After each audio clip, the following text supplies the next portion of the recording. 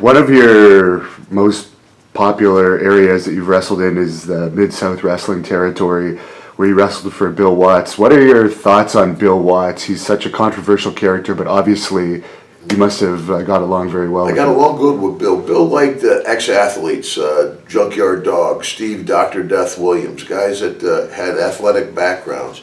And, he liked tough guys. He liked the guys that fight. That's the old deal in Mid-South. If you lost a bar fight, you get fired.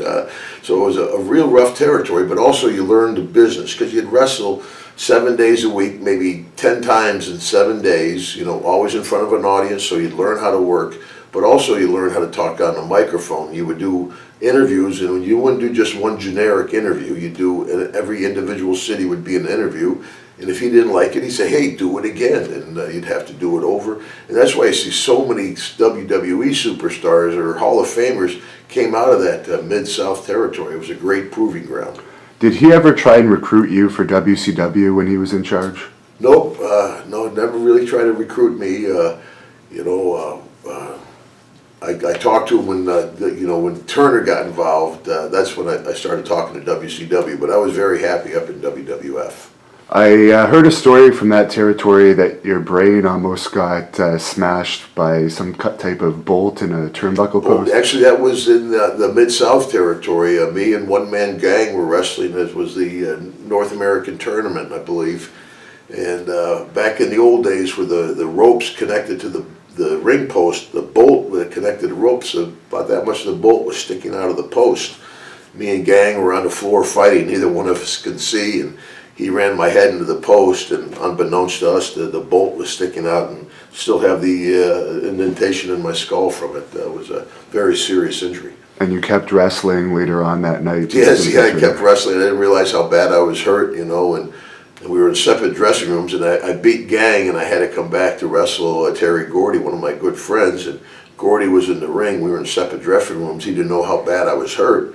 I came out, and I'm out on my feet. I'm walking around the ring. The building is spinning. Big Terry reaches over the top rope, grabs me by the hair to pull me in the ring. It was like peeling a banana. My scalp went like that. And he's like, oh, geez, but a bad injury, but that's part of the business. Were you there for the Butch Reed versus John Nord fight? Yeah, I sure was, yeah. What happened with that? I think that's when Bill Watts was kind of in a dark spot. And he stirred that pot, because he liked to see guys fight and stuff.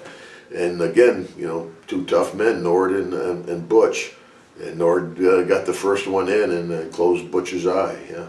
And I heard that it ended with Butch trying to pick up this massive pipe that was kind of added some comedy to it because it was too massive. Yeah, it was too massive. But everybody was mad. Surprising, there's not more fights in the dressing room. It's a very high pressure situation. You got 15 guys in a room made for 10 guys getting dressed on top of each other.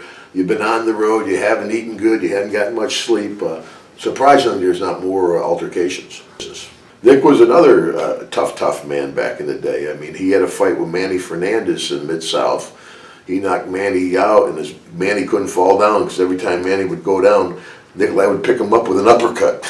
There were huge shows at the Superdome from time to time at Mid-South. What kind of crowds were you guys getting on a general basis there? Well, when we do the dome shows, that was we'd do maybe 1 or 2 domes a year, so we'd have 50,000 plus at the dome. I mean, we'd have some good shows, and we'd do our TV at the local boys club up in Shreveport.